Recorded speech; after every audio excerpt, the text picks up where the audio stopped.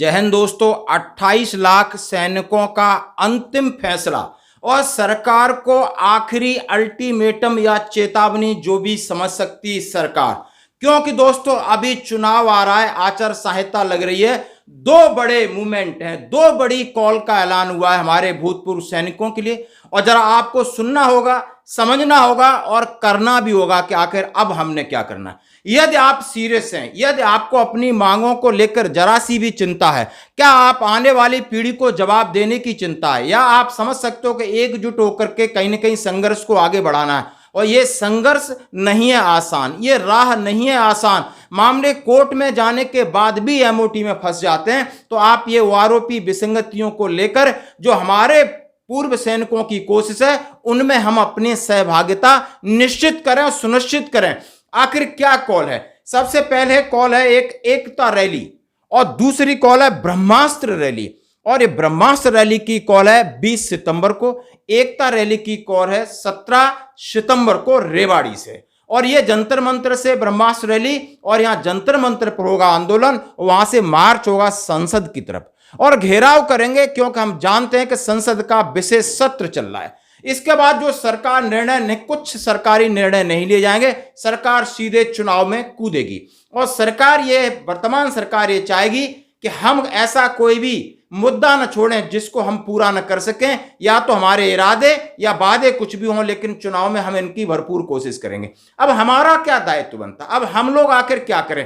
तो दो कॉल हैं, एक 17 सितंबर की एकता रैली है और जिनके अध्यक्ष धर्मपाल सिंह यादव का मैं आपको वीडियो थोड़ा सा सुनिए। 17 तारीख को 2023 को हम यहाँ पे ये रैली करेंगे। लेकिन one rank one pension part 2 में विसंगतियाँ को दूर करने के लिए यह रैली सभी पूर्व सैनिकों की रैली है। माननीय प्रधानमंत्री श्री नरेंद्र मोदी जी जब 2015 सितंबर 2013 में जो रेवाड़ी के हुड्डा ग्राउंड में रैली की थी, उस समय में गुजरात के चीफ मिनिस्टर थे।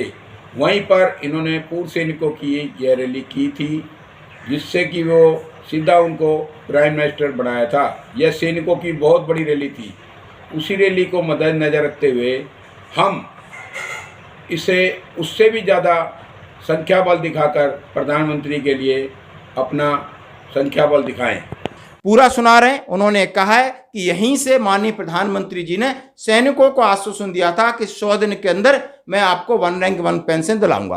वन रैंक वन पेंशन लागू हुई कागजों पे, लेकिन जमीनी हकीकत से बहुत दूर थी, परे थी, और मामला आज भी ऐसा का ऐसा ही है कि हमें जो फायदा मिलना था बिल्कुल नहीं मिला। उसका मूल आधार खिसका हुआ है।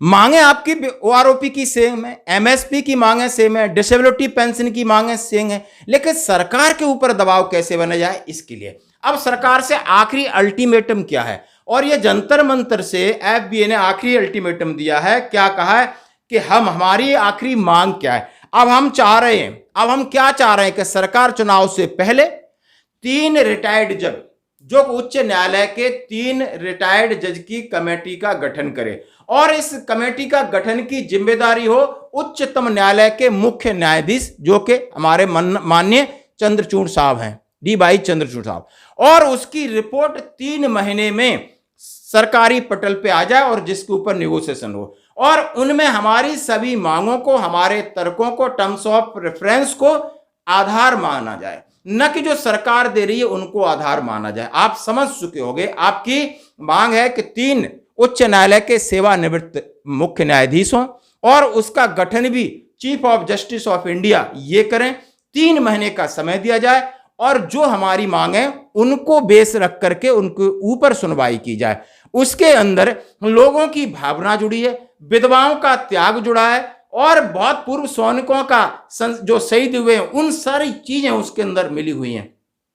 वहां पर तर्क भी है, वहां पर इमोशंस भी है, वहां पर कुर्बानी भी है, और ह्यूमन बीइंग तरीके से उसको सोचा जाए क्या इनको फायदा हुआ है, और फायदा नहीं हुआ है तो क्या भविष्य में फायदा होगा, इसके ऊपर विचार करने की ये आखिरी मांग है।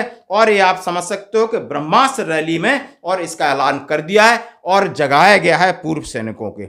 इसके बाद उन्होंने कहा है कि संसद का घेराव, ये सारी होने के बाद सैनिकों को आगाह किया कि आप लोग, यानी 28 लाख की कम से कम 2 से 3 लाख लोग एक्टिव हैं, बाकी 25 लाख सो रहे हैं। आखिर आप क्यों सो रहे हो?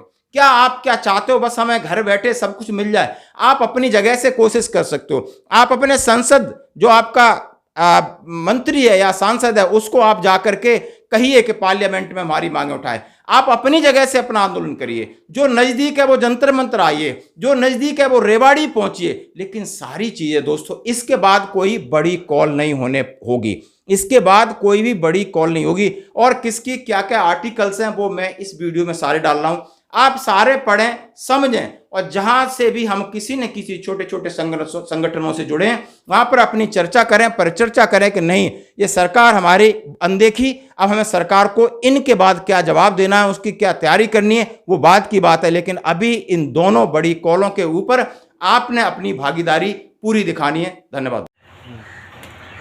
जय हिंद साथियों।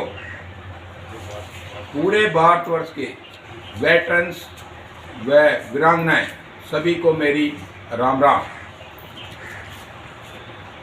जैसा कि आपको पता है कि 17 सितंबर 2023 को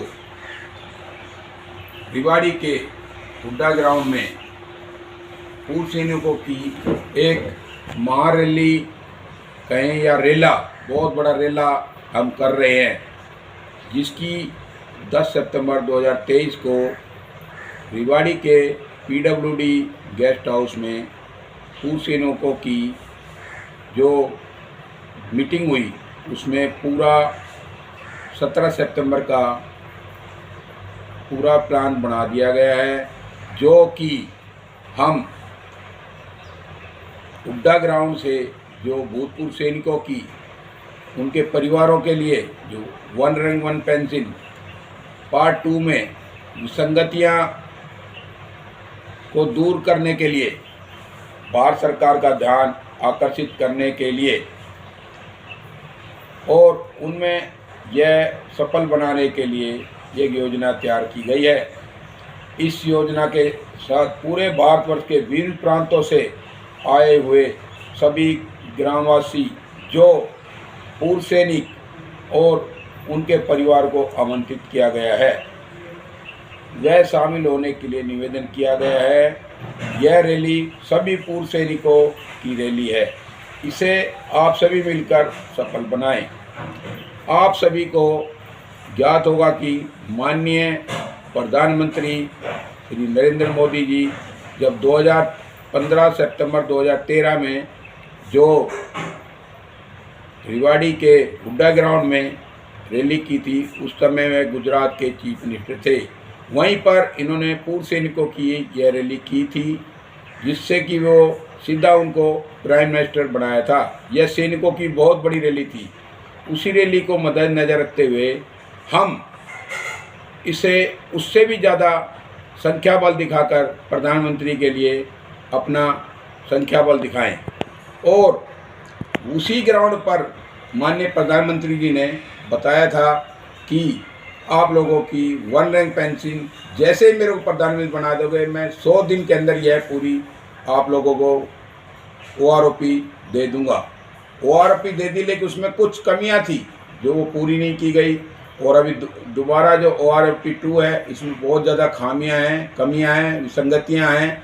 इनको दूर करने के लिए यह रैली को सभी पूर्व सैनिक मिलकर, गांव-गांव से सभी मिलकर आकर के इस रैली में अपना संख्या बल दिखाएं और इससे पता चले कि देश के पूर्व सैनिक अगर सरकार बना सकते हैं, सरकार को उखाड़ भी सकते हैं।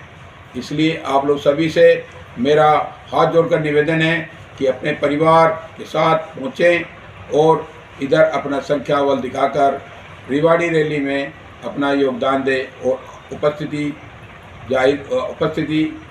करें।